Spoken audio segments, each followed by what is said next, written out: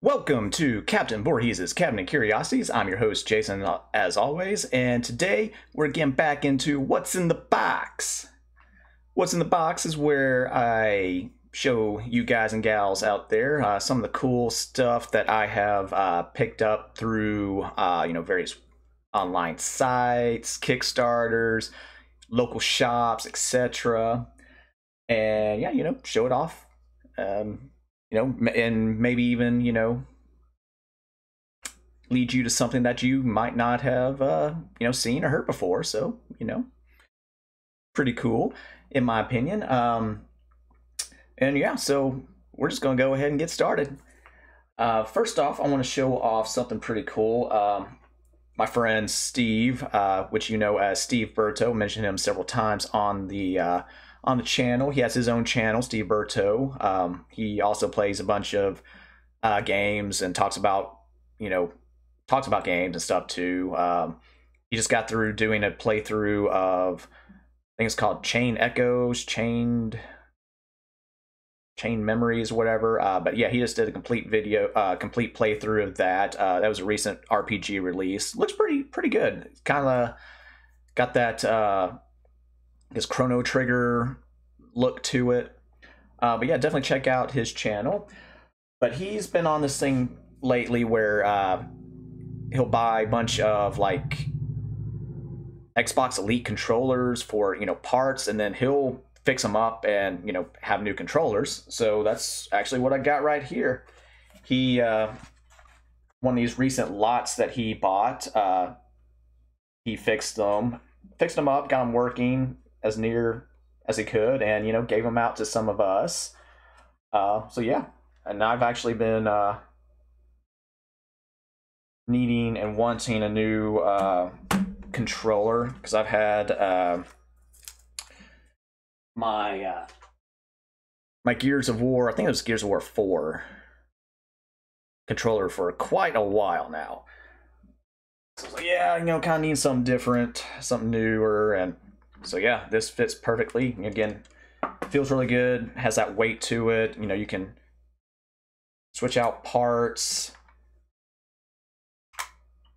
to it, get how you want. You can put those little trigger things right there. That's not my jam, but other than that, controller feels really good. And yeah, thank you again, Steve, for this. It's been awesome. And at least come with this carrying case too, because again, it's an expensive controller. Even now, it's still around, I think, 120, 150 bucks. But yeah, that's awesome. Something else is awesome, not related. This strawberries and cream Dr. Pepper. Very good. All right, next up, I got another item from my favorite online website, Fright Rags, frightrags.com. Go to them for all your horror apparel needs. Again, they do hats, shirts, lounge pants, stickers, socks. They got glassware, they got patches, they got all kinds of shit. They're awesome.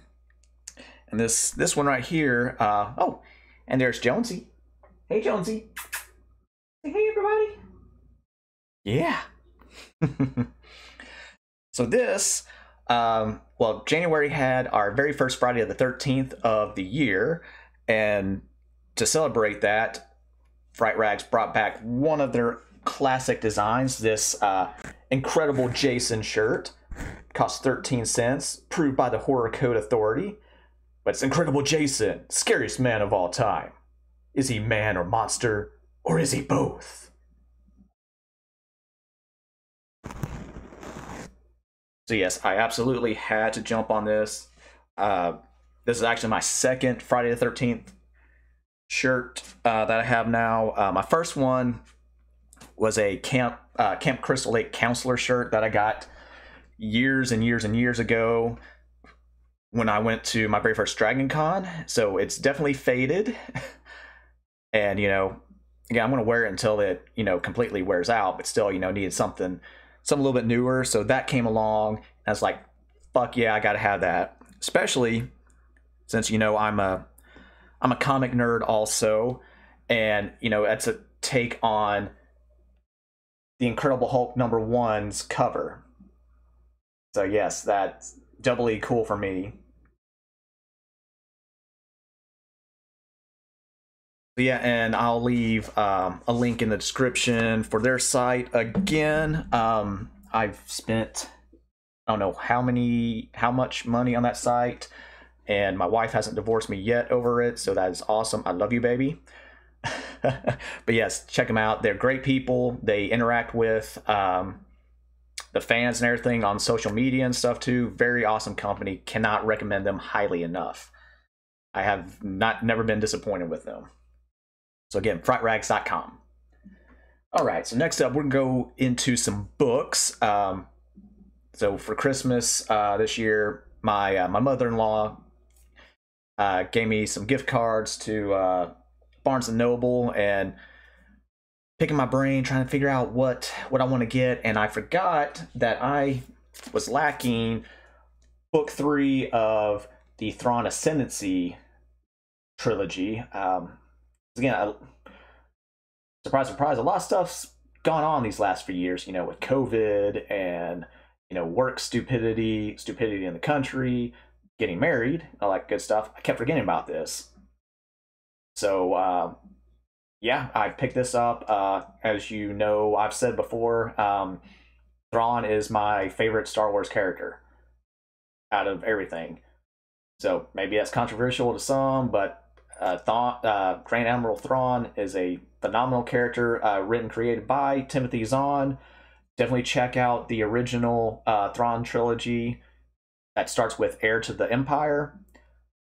Thrawn is just an awesome all-around character. He's a very smart, I mean, I guess you classify him as a villain because he's with the Empire, but that's one of those things that's more out of necessity to his people, the Chiefs.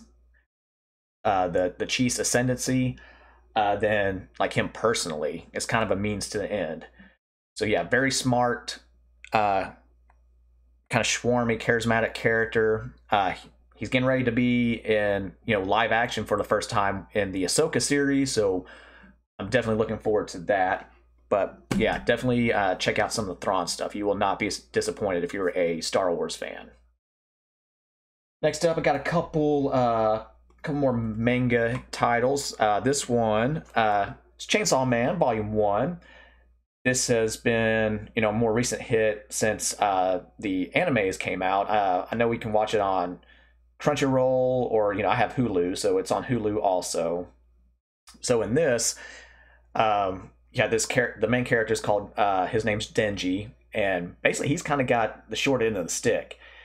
He lives in a rundown shack. He basically eats a slice of bread a day. That's all he can afford to eat, because he inherited a debt from the Yakuza from his father. His father killed himself, and, you know, the Yakuza, being the dicks that they are, you know, passed that on to him, and basically making him do a bunch of BS kind of grunt work or whatever to pay back this ungodly amount of money.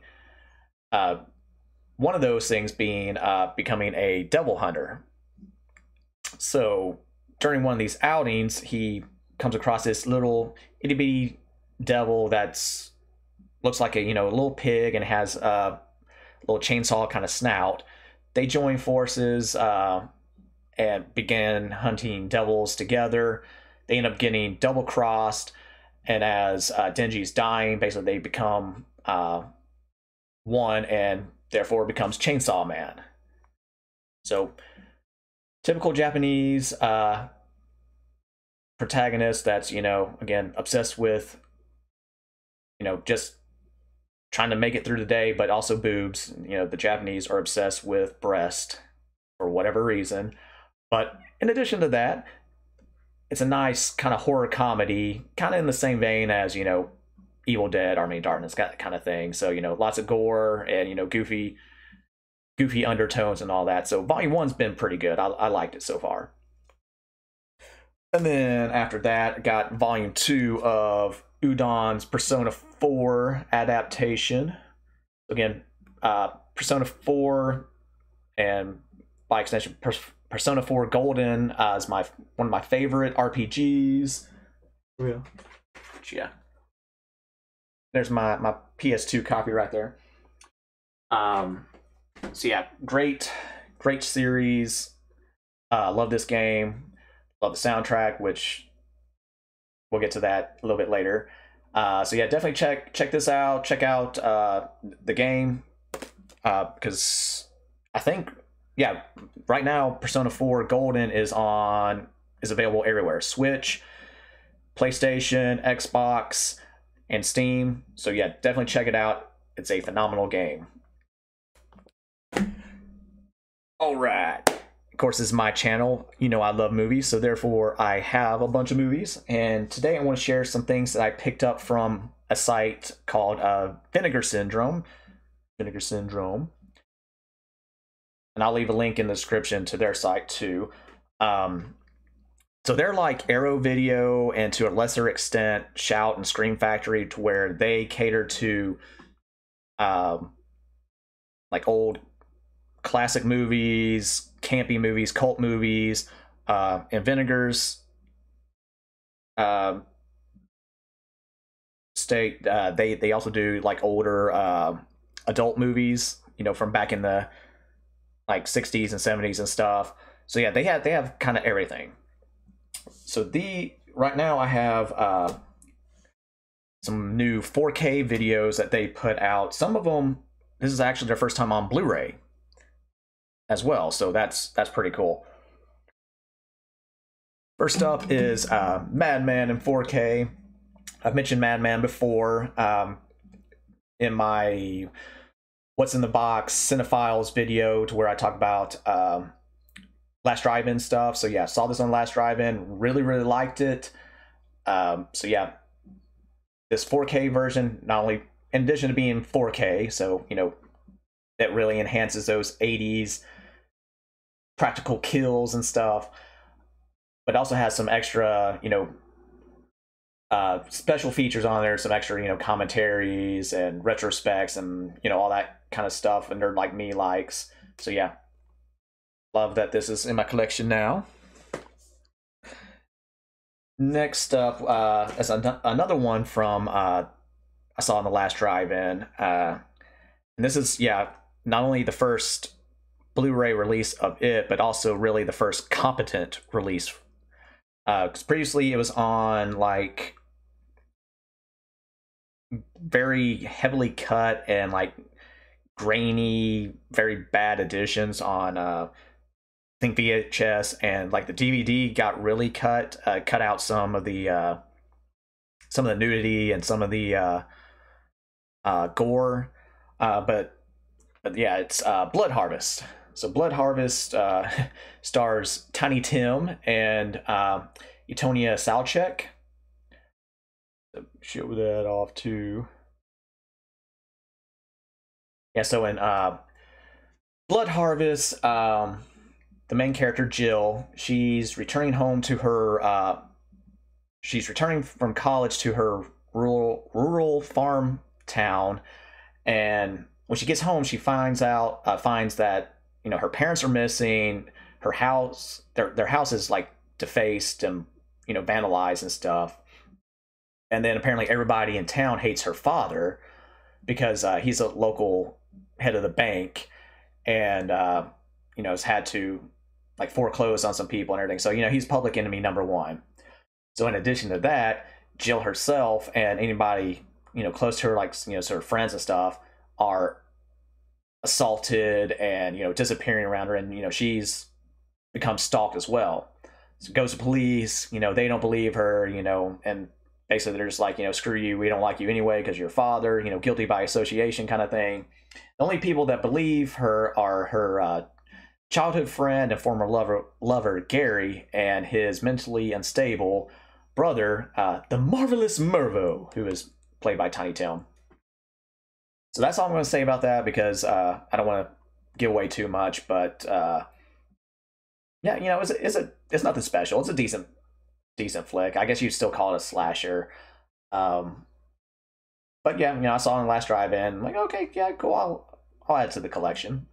So, you know, again, if you're bored one day, check it out. See if you can find it on Amazon or something like that and give it a watch. Next up, we have a 4K release of H.P. Lovecraft's From Beyond. And I mean, just look at that slipcover. There's a lot of shit going on in that. Oh. So this, of course, reunites Stuart Gordon, Barbara Crampton, and Jeffrey Combs. This is the video that they did right after they did Reanimator. So again, coming from Stuart Gordon, you know, you can expect that heavy, you know, icky, gore, gross out effect kind of thing. So in From Beyond, you have Ken Foray is also in here. You know, there he is right there on the corner. But you have a Dr. Pretorius, who's played by Ted Sorrell, and his assistant, Dr. Crawford Tillinghast, who's played by Jeffrey Combs. They developed this machine called the Resonator, and it stimulates the sixth sense through the brain's pineal gland. I guess that's how you say that, pineal. And when that happens, you know, not only you get like a heightened sexual, I guess, arousal or whatever, but you see all these little beings and things that's on a like a parallel universe to ours, and you know, if you draw attention to them, then they'll actually come and attack you and everything. So during one of the experiments, kind of goes wrong, and Dr. Pretorius gets killed, and Dr. Crawford, he's not only he's blamed for the murder, and then ends up in an insane asylum from, you know, him just talking about everything that's happening. You know, nobody believes him, and then in the care of Dr. McMichaels, who's played by Barbara Crampton. So the two of them, in addition to Ken Foray's character, which his name is Bubba Brownlee, I think that's what it is. He's a detective. They go back to the house. They try to not only recreate the experiment that happened, but then, in effect, try to, you know, figure out the murder and everything. And then, you know, all kinds of other shenanigans and stuff happens. So again, gross out stuff from Stuart Gordon. Not as good as Reanimator, but still, you know, a good flick on its own. I'd still like Reanimator better, but again, good flick. I'm glad I finally got in my collection. Scream Factory had one years ago, went out of print, so trying to get it on the secondary market, you know, the prices are all over the place. So, you know, Vinegar Syndrome had this come out, pre-orders last month, and they finally shipped them out and all that good stuff. So again, glad I got this in my collection. And this next film really needs no introduction. Beastmaster in 4K. Hell yeah. I love this movie. I watched it all the time growing up, and I mean, I still do. You know, it'd come on TBS and TNT all the time on the weekends, and I watch it every single freaking time. Love this slip art on the cover. It's great. This, so Don Coscarelli, he's the director. He did this right after he did Phantasm. So he did Phantasm. He did, which Phantasm was in '79, I believe. Beastmaster came out in '82. '82 was a great year. Not only was I born, but my St. Louis Cardinals, they won the World Series that year also, so hell yeah. But yeah, awesome movie. I love it. Glad that it's finally on Blu-ray and in 4K, so hell yeah. Awesome. And then last up on the list is another movie that, for whatever reason, just now is on Blu-ray, and that is Sidekicks. And again, great art on this movie. Yeah, I don't know why it was only on DVD, and then even then, the DVD was very hard to find. I don't know if it was a licensing thing or what, but there's some of the art inside, of course. That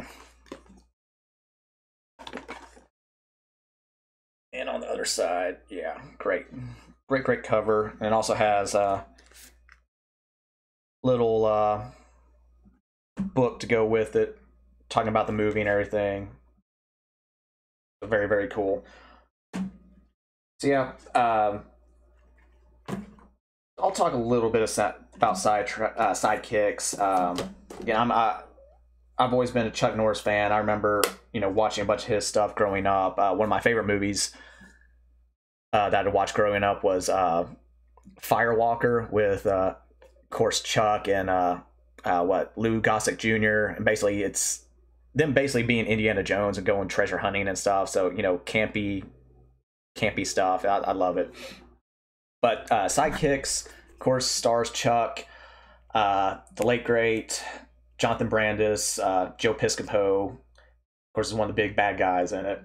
But it's directed by Aaron Norris, which is Chuck's youngest brother. So Chuck did this as a favor to Aaron. Also, Beau Bridges is in here. Danica McKellar, who you know from The Wonder Years. It's Winnie Cooper. And also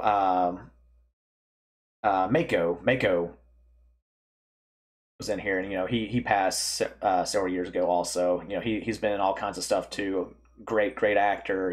He's in the Conan movies, all kinds of. I mean, he had a wide range. One of the last things I remember him doing was he was the voice of Splinter. Actually, I think that might have been the last thing he did.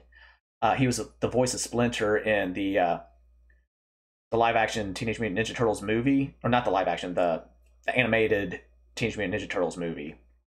That was really good. I've mentioned that before, but yeah, definitely watch that movie. So yeah, basically, Jonathan's character Barry, he gets bullied all the time, and he idolizes Chuck Norris. So he always daydreams that he's basically in one of his movies as his sidekick, and they're going around, saving the day and everything. Because again, it's his escape to all the bullying and everything.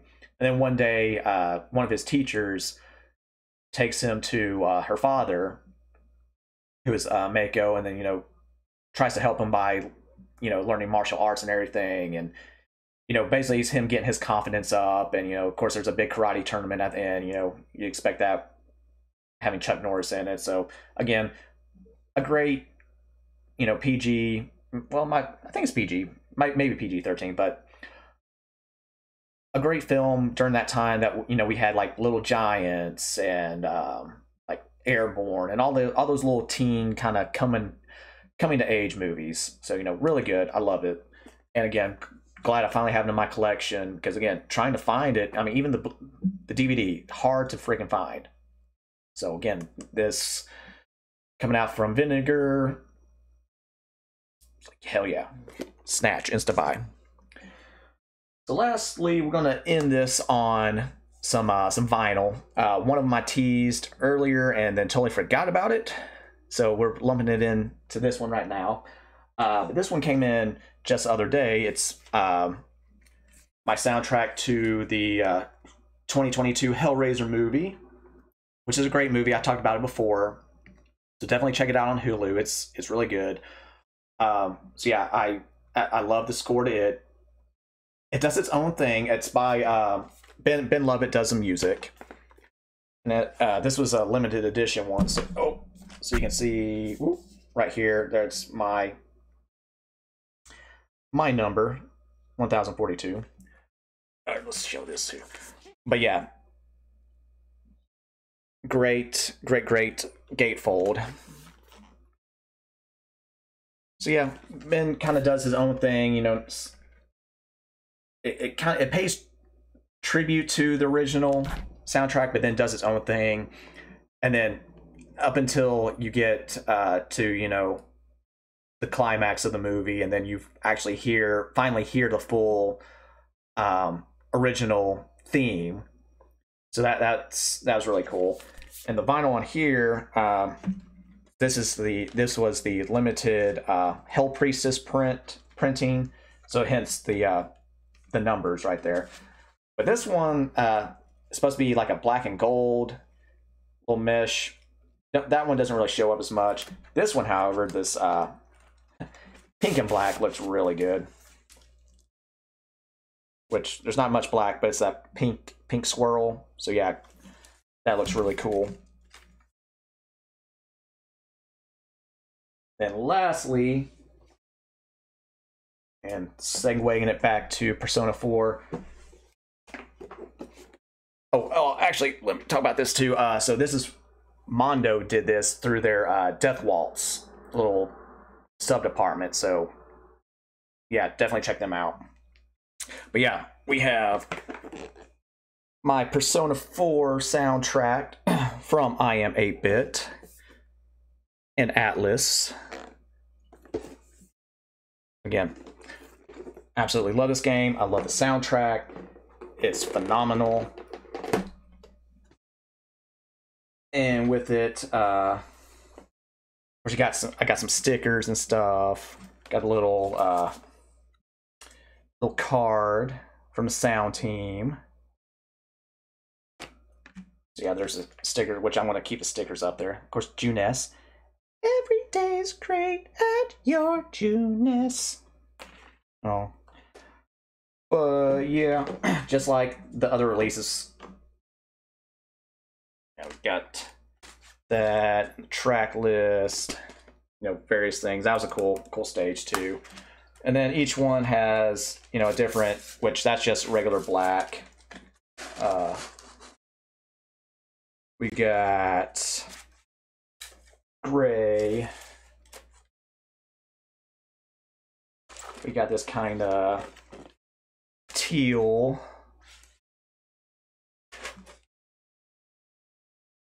And yellow. And of course, there's the inside of it. But yeah, this sounds awesome on vinyl. And again, just an overall great soundtrack.